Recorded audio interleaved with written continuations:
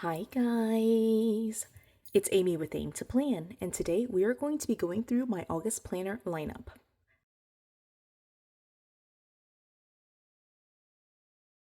I am super excited to be here recording my August planner lineup. It has been a kind of fun summer where I've just been really busy with my kids, and so for June and July, I kind of gave up on paper planning and just started doing a lot of digital planning in my Google Calendar. And so for August, I have decided since they're starting school mid August, I am going to go ahead and one, get back into my YouTube daily schedule where I'm trying to record videos every single day. That will happen mid-August. And then I'm going to go back into using my paper planners. And so this is what this video is all about. I did decide because June and July were kind of off months for me, and I took a hiatus from paper planning, that I was just going to shake up the entire thing and change quite a bit of my lineup from the first half of the year to the second half.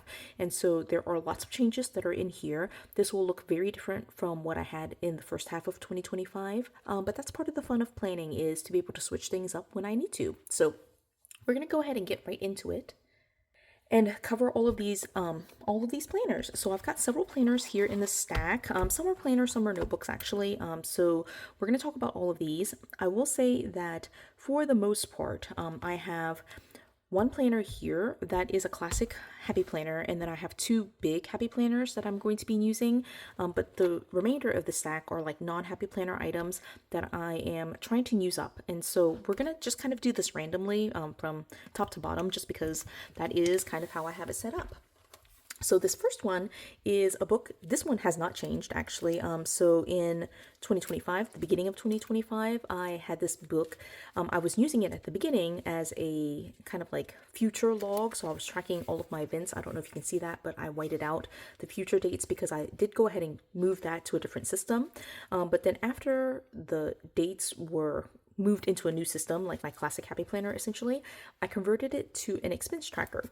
And so I'm going to be going back like pretty much like as strong as possible into using this as an expense tracker. One thing that I am changing is, in addition to expense tracking, I am noticing that I don't leave the house that often. And so one thing that I do want to try to do is to use this as an on-the-go errands tracker as well. So it will be both expense tracking as well as just kind of making a list of all the errands that I have to run. So whenever I do leave the house, I can be efficient and just do all the things that I need to do. So I'm going to be starting in August, just kind of converting it also to using it to track my expenses, all the receipts and things like that, whether that's outside or inside the home, but then also just when I am outside of the home, tracking all of my errands. So that is the first thing. We're gonna go through this very quickly. Oh, this planner, by the way, I will link in the description. This is a cute little planner that I purchased. I have a link, an affiliate link for Amazon for this exact same planner. There's a 2025 version and a 2026 version that's already out on Amazon. If I forget to link it, just remind me and I'll link that for you. I love that book though. It's kind of like a micro size and I just love that. I love it. Okay, so this one, in July, I was trying to get back into doing some paper planning, and so I did try, and I was using this kind of like a food log, but you can see here that it was like kind of squeezed in there pretty tightly. I will do a full July planner flip through of all of the papers, or all the pages that I was able to use, but yeah, July was kind of a rough month, and food logging in here was just a little bit too tight. So I've decided that for August, I'm going to convert it into my social media planner. And so you can see here it's kind of outdated.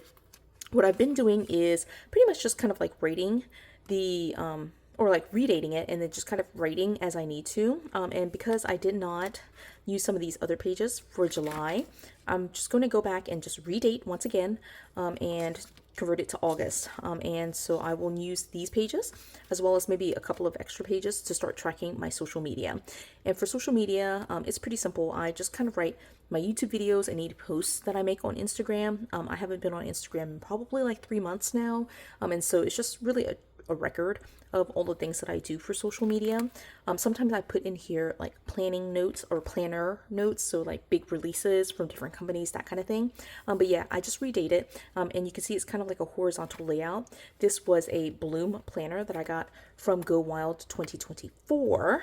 and so I'm just redating it and using it. So I'm trying to use this one up for sure. This is the goal, is to try to use up some of these kind of like random not happy planner planners. So I'm gonna try to use it, and I only use the weekly pages, so I'll just redate and use it as I need to. And I definitely am gonna be going back and using some of these pages that I did not use before. So that is that one. The next one is this notebook. It's essentially just a lined notebook. One planner that I did have on my lineup in the first half of the year was a personal growth leadership planner. I was using the Simply layout for that, and that I was actually working out really, really well. But this year, mid-year is when the fiscal year for one of my volunteer programs, it started in June. And so starting in June, I just basically took on more responsibilities and more tasks, and I have to track the volunteer hours that I have for my position a little bit differently. And so this book is just kind of where I'm tracking it. It has their name there, so I put this sticky note just to cover it, but essentially I'm just going to be taking notes in here, and that's pretty much it. So starting in August, I'm going to get in here and just kind of try to do a lot of this. Now, most of the planning occurs through text and emails and things like that, so this will just be a record of like my hours and what are the things that I've been doing, and just kind of tracking it for myself, so that way I can give that information to the next year. So this is not really like a deep dive or a detailed log of all the things that I'm doing. It's mostly going to just be like tracking my hours and like broad overview of like what those hours were kind of dedicated to. So that's what this is for. I do also have to take a lot of like notes or like do things, and so it'll be task lists and things like that too. And those tasks do end up in my catch-all eventually.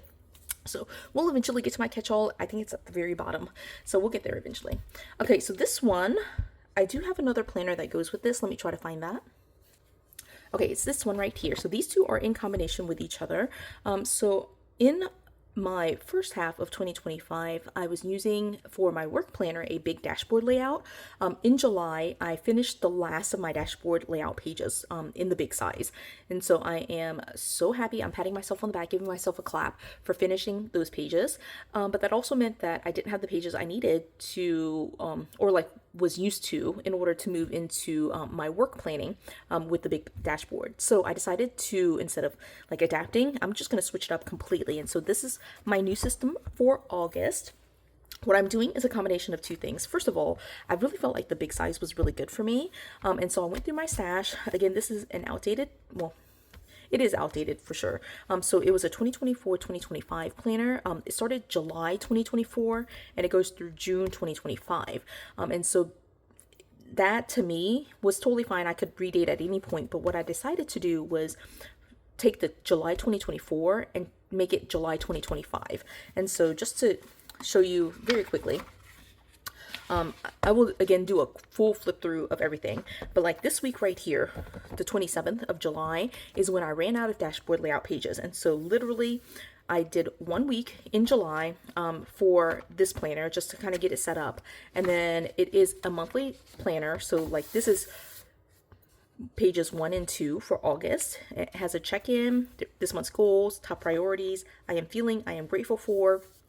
And then my monthly affirmation is, I am inspired by, my motivation is, and then notes to self. So that's the first 2 pages. And then the only other page is like the monthly. And so one of the quick and easy tips to convert or redate is like if you're taking last year's and moving it to this year, if you change it to a Monday start, like if you take a Sunday start and change it to a Monday start, the numbers line up, and so you don't have to actually redate the numbers. And so this was actually Sunday, August the 4th, but now it's Monday, August the 4th for 2025. And so it works out totally fine. And so I'm using it just like that. And I'm just keeping track of all of my events on here. And that's pretty much it. And so those are the 4 pages. And again, it just goes into September. And here's the monthly for September, which I haven't filled out yet. And so I'm using this. I just like to have like that large monthly overview of my month. And I have the stickers and some of the most used stickers here, so and just attached it with a paper clip. But I also really need like a more thorough breakdown of my my day sometimes. And so what I decided to do was set up this planner. Now initially I was going to use a dashboard layout that I have from the Happy Planner. So this is kind of what it looks like, but I decided not to do that. And so these pages actually can come out. And so we'll skip all of that, right? But in the back, this is what I am going to be using for August. I have these half letter junior size pages from TUL.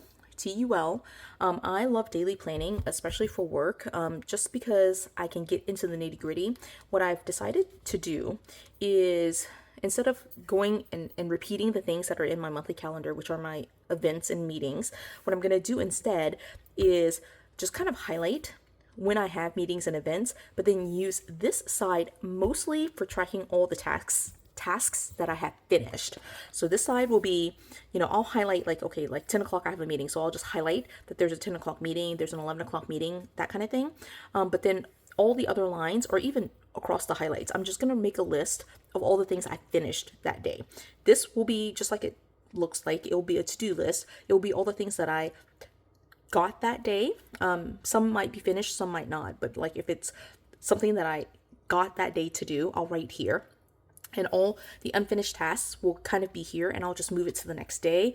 And I'll just kind of, I don't know yet. I don't know if I'm going to move it here, or like move it to the next day, or move it to my Word document. I have like this large Word document of like all the to-dos that I have that are still pending. So I might just move it there. But this is going to be all done tasks, all the tasks for that day. And then every day I want to go in here and pick 3 things that are super important for me to try to finish that day. And so those will be my top priorities. And then there's a tiny note section, which I'm not going to really use for anything. It might be just kind of like a super quick, like today was great, today was a bad day, it was really rough, whatever, so just like a little journaling section for myself, right? And so those are what the days look like. This was an outdated planner from Tool, and so I just whited out the month and year. So this one, I'm trying to look at it. It says January 2020, I think. So it's from 2020. I've had it in my stash for forever. And again, I'm trying to use up my supplies here. So I whited out all the month and year type stuff. And so now it's just aligned with the actual day. So this is for August. August 3rd is Sunday. Eventually I'll run out of these pages to the point where I won't be able to correlate the day and the date, the day of the week and the date. So I might just white out the day of the week as well, and just have just a number. But it works out for me just to, again, track all the things that I've done, because I like to have a record. Like I want to know what I've done during a day, because sometimes you like at work, you just get so busy, right? And you don't feel productive. And so this is just kind of my log of what I have completed, so that way I can feel productive. Okay, just a few more left. So this one is my family planner. So this is the only classic size that I have in my setup right now for August. This is a planner that I'm reinstituting for several months, April, May, June, and July. I decided to kind of pause on this particular planner. It is an outdated classic vertical, as you can see here. And so this is for April, and I didn't use it at all, as you can see here. But what I'm going to do is go in here. I think I'm just going to leave these pages and just consider them, they're decorated, and I can reuse them, of course, but I'll just continue, right? And what I'm going to do is start here and just redate and use this to track all the things happening with my family. So again, this is my family planner. It is outdated. I just redate by stamping. And what I use this for is to go in and talk about any big events that are happening for my family and my extended family on either side, right? So my nieces and my nephews might have big things happening. Several of them play sports, so I track those types of things in here. If there are any major news items, so like recently I just found out one of my nephews broke up with his girlfriend, that kind of thing is the stuff I would document in here. So they don't necessarily directly impact my life, but it's just fun and like a good record to keep for the family. And so I do that. I also do combine family notes with friend notes. So I have several close friend groups where they don't intersect with me in any other capacity, whether it's like volunteering or anything like that. And so for those friends, I will document big life events in here as well. So an example of that is like I might go on Facebook and see, oh, like, hey, a friend of mine from high school just had a baby or just got married. Those types of things will end up in here. And so I just use it as a creative journal, mostly just to decorate a vertical planner, but also it's just really nice to see what's happening with my friends and family. So I'm bringing this back in August. I'm excited about having it back in my lineup because it was actually really fun to do that. So a lot of what I put in here is from my text messages, but again, text message, Facebook, just phone calls, things like that. It kind of gets recorded in here. So I'm excited to have it back in my lineup. Okay, so then here we're finally at the size of my phone. So this one is a big planner. I have two big planners that I'll be using in August. So for the first half of the year, this big planner was being used as my social media planner, and so I have decided to change it up. And so the big teacher layout that I was using for social media planning, it was just too big. There was just too much space for me. And so what I've decided to do is convert it to my food log. So I flip-flopped basically. What I was using for my food log, I've now decided to use for social media. And what I was using for social media, I'm converting to a food log. I just need more space for food logging, less space for social media. And so that's one of the things about planning is like if things aren't working for you, change it. Make it work for you. So I'm gonna be using it as my food log. So I've already started like redating it, as you can see here, and I let Rosie kind of decorate it. But what I'm gonna be doing is just basically logging my food. So it will be like kind of like loosely breakfast, snack, like morning snack, lunch, afternoon snack, and then dinner. But it doesn't have to be like that. I basically just go chronologically what I eat in distinct like chunks of meals. I try not to snack too much, so hopefully I'm not like filling out every single box. Hopefully I'll have just 3 main meals that I'm logging here, but I'll just be logging down the row. So that's what I'm going to be using this for. Again, it is an outdated teacher layout. I do need to kind of cover it up and decorate and do all of those things to get it set up for the rest of August, but that's what I'm going to be doing for food logging. Okay, and then last but not least is my personal catch-all planner. So you might recognize this from the first half of 2025 as my work planner. As I already mentioned in this video, I ran out of the big dashboard layout pages that I was using for work planning, which is totally fine. That's what I want to be able to do. And so I was going to carry my work planning into the big vertical layout pages that I have, but it feels very uncomfortable to use a vertical for work for whatever reason for me. So I decided, as you saw earlier, I decided to change up my work planner quite a bit. And so the big vertical pages that I have in here, I decided not to waste them. So what I'm going to do instead is really move into like using it as a personal planner. And so they are outdated pages. I've already redated them, so it's just like random big vertical pages that I have. I've already started writing in them, as you can see. I've got like plans and things like that already in here. I've already actually decorated for the entire month as well. I'm pretty sure I did, at least. And so I've got all of these in here. And you can see these notes here were originally where I was going to use it as a work planner. And that is still possible. I mean, I can have the combination, right? But I've decorated it all. I've got all of my plans kind of sort of written in here, but I did decide after decorating and after writing in my work plans that I wanted to use it for personal planning. And so I've got it now converted to where I'm using it for personal planning.